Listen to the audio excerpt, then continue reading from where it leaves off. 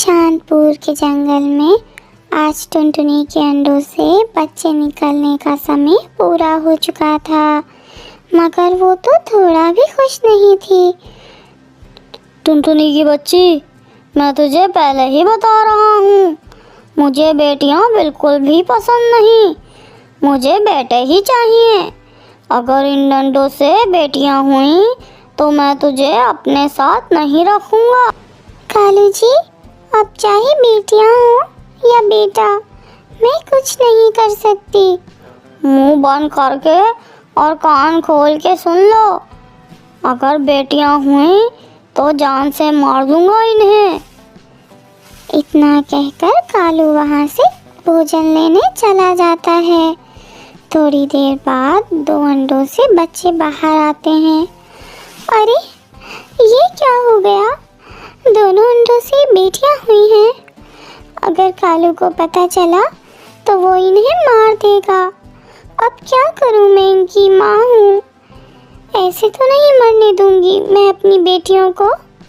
कालू के आने से पहले पहले मैं इन्हें यहाँ से कहीं दूर छुपा आती हूँ। ऐसा सोचकर टुनटुनी दोनों बेटियों को घोंसले से दूर ले जाती है। मेरी बच्चियों, यहाँ से कहीं मत जाना, मैं तुमसे मिलने बहुत जल्दी वापस आऊँगी। आप हमें अपने से ये दूर यहाँ क्यों छोड़ के जा रही हो माँ? मेरी बच्ची, मैं कहीं नहीं जा रही, थोड़ी देर बाद मैं तुम्हारे लिए भोजन लेकर आऊँगी। ऐसे टुनटुनी दोनों बेटियों को छुपाकर अपने घोंसले पर वापस आ जाती है। तभी कालू भी आ जाता है। टुनटुनी, बाकी के 2 अंडे कहाँ गए? यहाँ तो बस एक ही अंडा है। कालू जी, आपके जाते ही एक भूखा चील यहाँ आया था और हमारे दोनों अंडों को ले गया। मैंने खूब लड़ाई की, मगर चील को भगा ना सकी।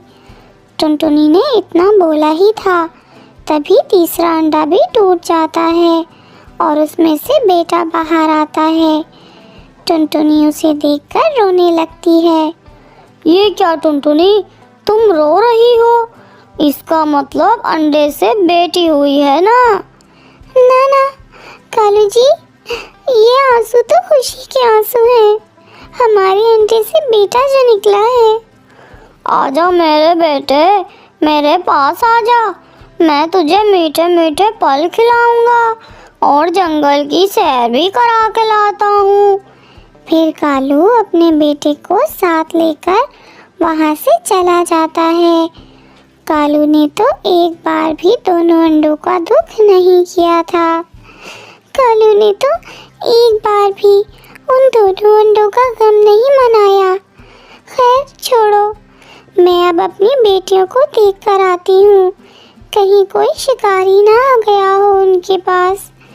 फिर टुनटुनी अपनी बेटियों के पास चली जाती है।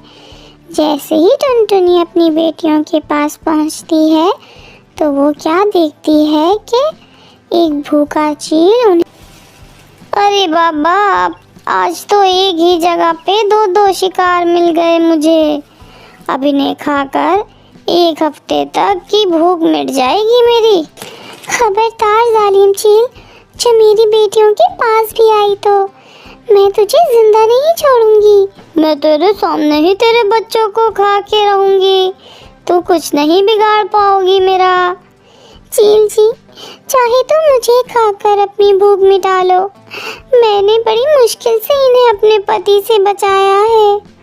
टुनटुनी के मुंह से ये बात सुनते ही चील को उस पर रहम आ जाता है और वो वहाँ से चली जाती है।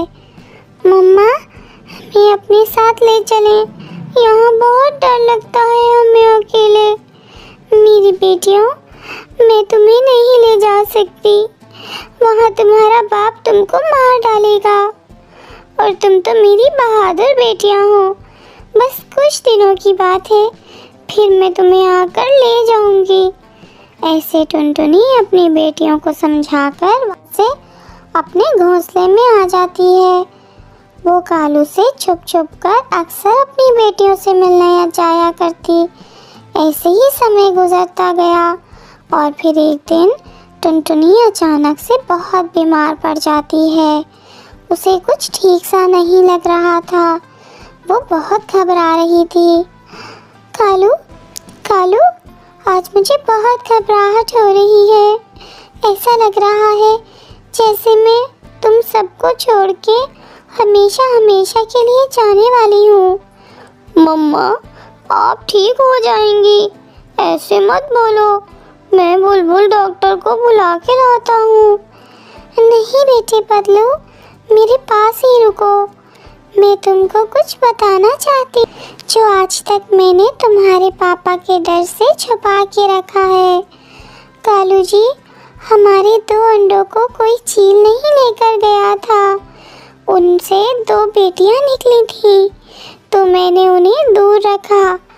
आप मेरे मरने के बाद उन्हें अपना लेना मेरी बेटियों को। इतना बोलकर टुनटुनी की आंखें बंद हो जाती हैं और वो मर जाती है। मगर कालू तो उसकी बात को कोई अहमियत नहीं देता। पापा चलें, बहनों को ढूंढ के लाते हैं।